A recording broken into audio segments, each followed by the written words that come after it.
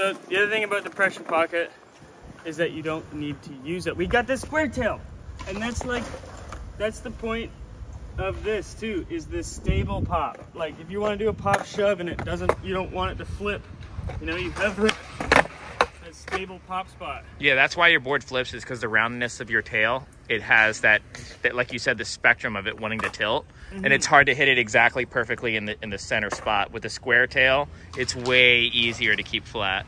But it's hard to get a square tail that has a pressure pocket. So it's like rounded, has the pressure pocket, but it's tiny. Square has so stable pop, but no pressure pocket. So this is stable as a square tail, but the pressure pocket's louder than a round tail. So you can just freaking choose your weapon. That's the mobbest kickflip I've ever seen. So bad. There she is. Nollie Andy?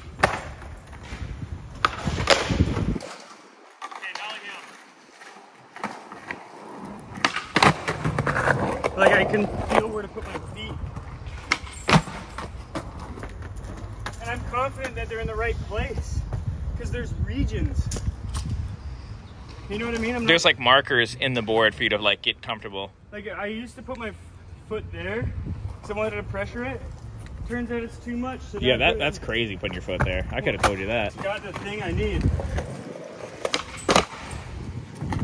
Like Nollie Hill's my kryptonite.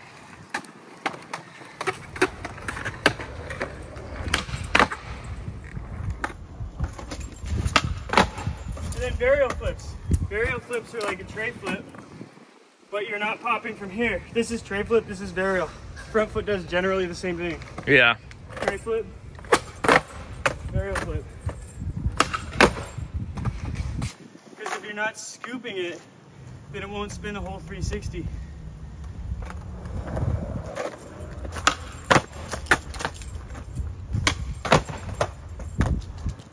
So you're like, oh, I learned trays, but I lost my burials.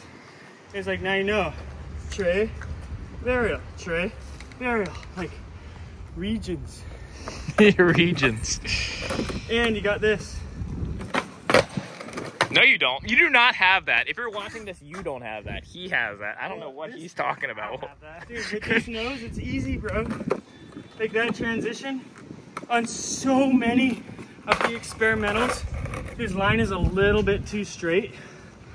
And when it's too straight, what happens is it goes thud, and then it's nice.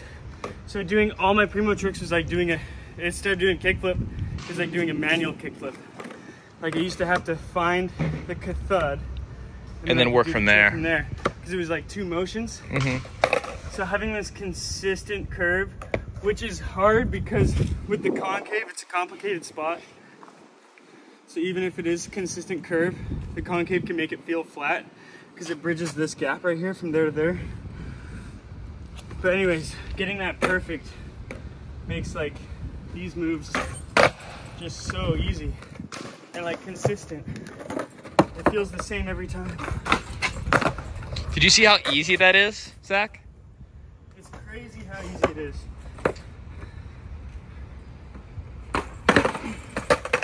Here, let me do that one again.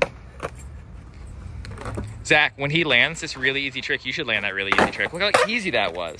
Here, I'm gonna get a good one. I gotta remember where it lands. It's gonna land right there. Oh, it did. You didn't. It didn't. It didn't. Okay, it's gonna land right there. Yeah. Oh, that was fucking crazy looking. That's the hard part about that trick is like you have to know where it's gonna go and then jump to it. Because the board has its own shit going on. Okay. Dude, ladder stall? What? You never seen a ladder stall? Is that a thing? I don't know.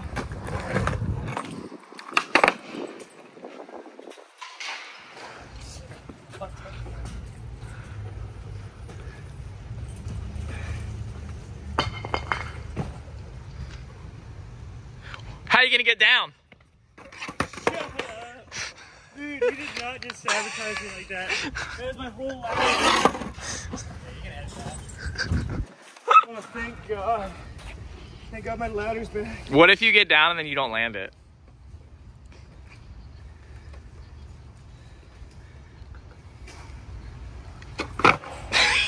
Ladder stall. Full usage.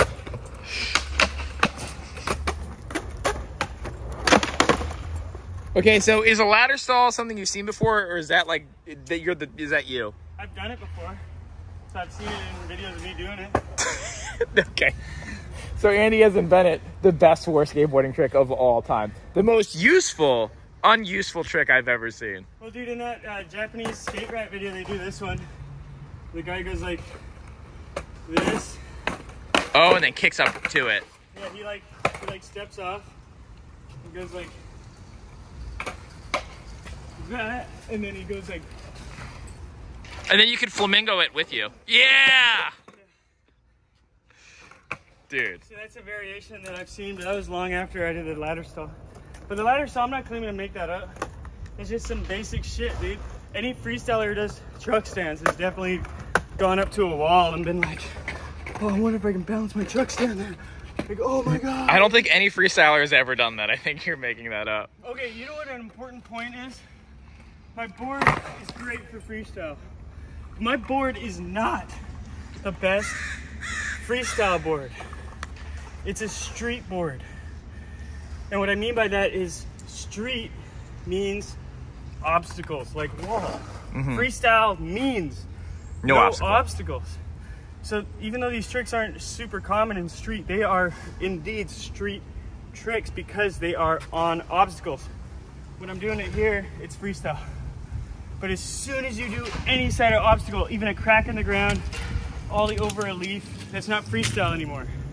Except for boards. You've talked to Mike Oshman recently. I can hear it in your voice. You can do truck steps, like you can do tricks on boards.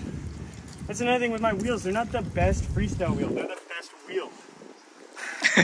If you want, like, if you're interested in freestyle and pursuing your flat ground, like, imagine how far bowl skating would be if we didn't have vert. We need vert to excel so that bowl skating can excel and like take a little bit of what vert's got. Yeah. We need freestyle to excel so that street can excel and take a little bit what freestyle's got. Yeah. You know what I'm saying? So I'm trying to bring some of the stuff that's in freestyle into the street. To excel street skating. Yeah, to excel street skating in a way that's like freestyle influence. But guess what? Oh man, I'm ranting. But when I skate freestyle, people are like, oh, you're doing Rodney Mullen tricks. And I'm like, am I? How many of these did he invent?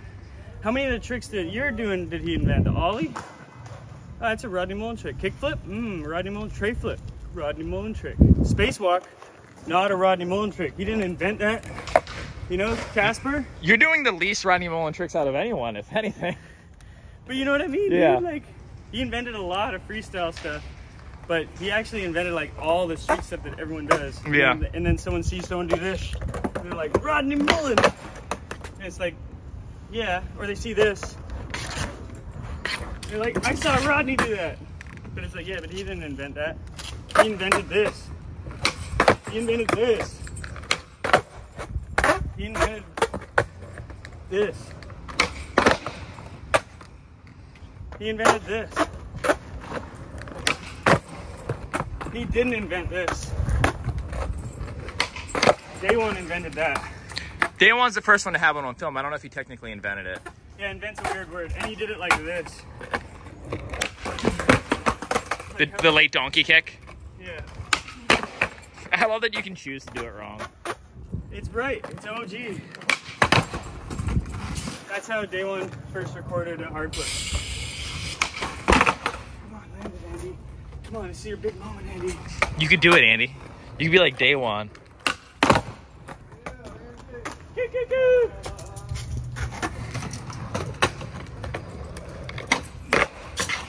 Anyway, user error always included. All I gotta say is whenever you do that ladder stall, all I can picture is like a teeny tiny Dustin Dolan skating under it and being like, under the ladder, bitch, under the ladder, and then like front nosing a hubba. That'd be sick. That would be really funny. Okay, thanks for all the attention. I'm really excited about my new board. I was skating at an element camp, or a YMCA camp, and it slid down the ramp and hit a screw head and got this little chip within 5 minutes. I was like, so I super glued it.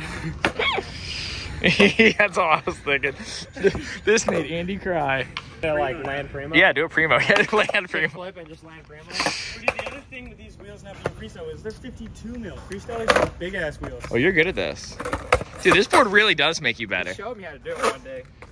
Not very well. Andy's a terrible teacher.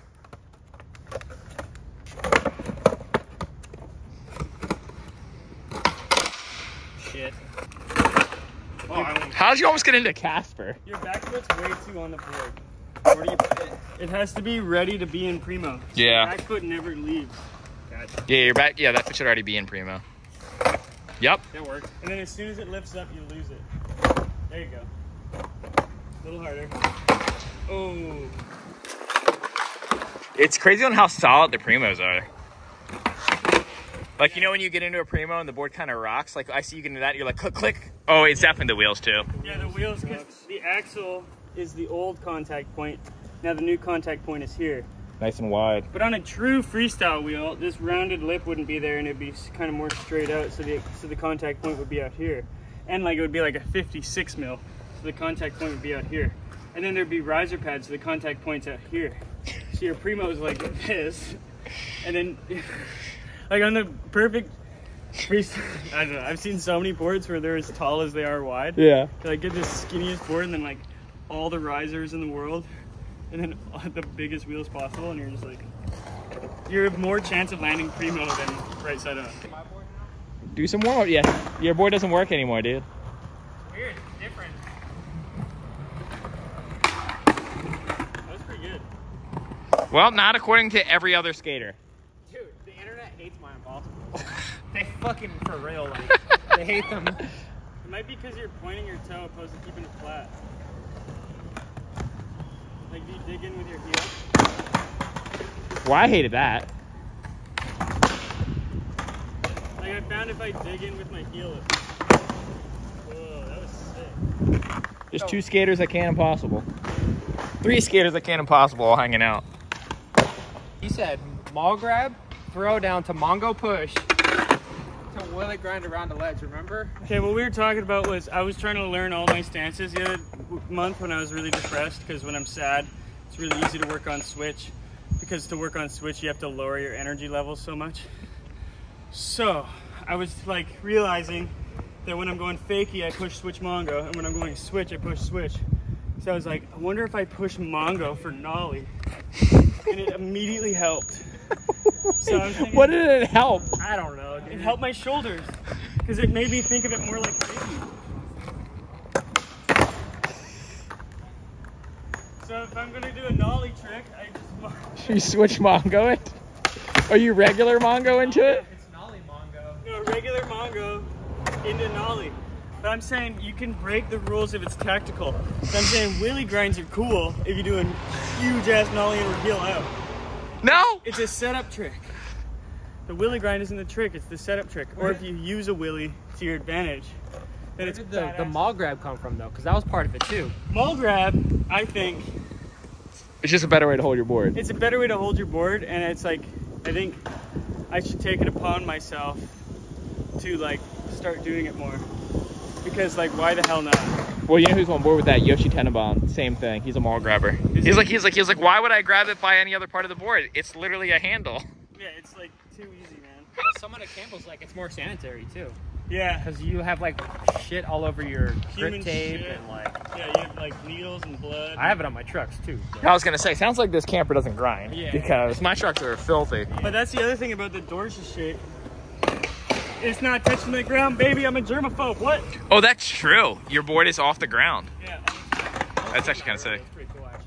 It's nice. You can, like, hippie jump it with a little skateboard, you know? Yeah. A really little Fingerboard skateboard. hippie jump. Yeah, yeah. Dude, you see those hippie jumps where they shove the nose under? Yeah. You go like that? Yeah. Yeah, they just work good. Look how different our boards look. It's so weird. Dude, look how much more functional mine looks. Well, yeah, this is like a caveman with a stick and fire, and this is an iPhone, but only you're smart enough to use this thing, so... There's more now, like with this thing. You pop from right there, dude, you get all. Right? For pressure flip back there, you can get it so high now. That looks insane. Yeah. That's really sick, honestly. Right? It's like a useful trick now. Oh no. We both said, oh no. Was this board designed by Nate Sherwood, perhaps? Yeah. I'll try to make up with it with a really good kickflip. Yeah. We saw you pressure flipping onto that ledge a second ago. Okay, how many pressure flips do you do before you're the pressure flip guy? But how many kick flips do you do before you're the kick flip guy? I'm sorry, that dude fell behind you, and I'm trying not to laugh because he's filming it, but that was kind of bad timing. Don't put that in the video. I will. There's a kid who did over 1,000 kickflips in a row, and he's not the kickflip guy. So there's no amount of kickflips that you can do. Talking about Zach Crawl. Is that his name? Yeah. He's in the Guinness Book of World Records for the most kickflips. Yeah, 1,500, I think. Yeah, 1,500 kickflips in a row. And he's not the kickflip guy. That's exactly my point. You're that guy. Oh wait, did you land something? Dude, look at this trick someone showed me in Fresno.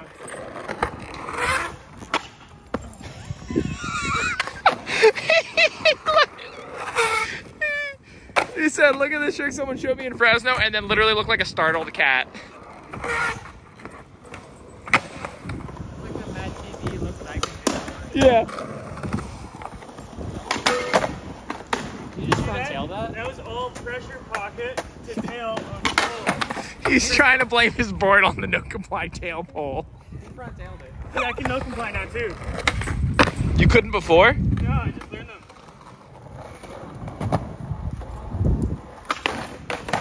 I want to see more pressure flips into stuff. That sentence has never been said. Well, never been a reason to.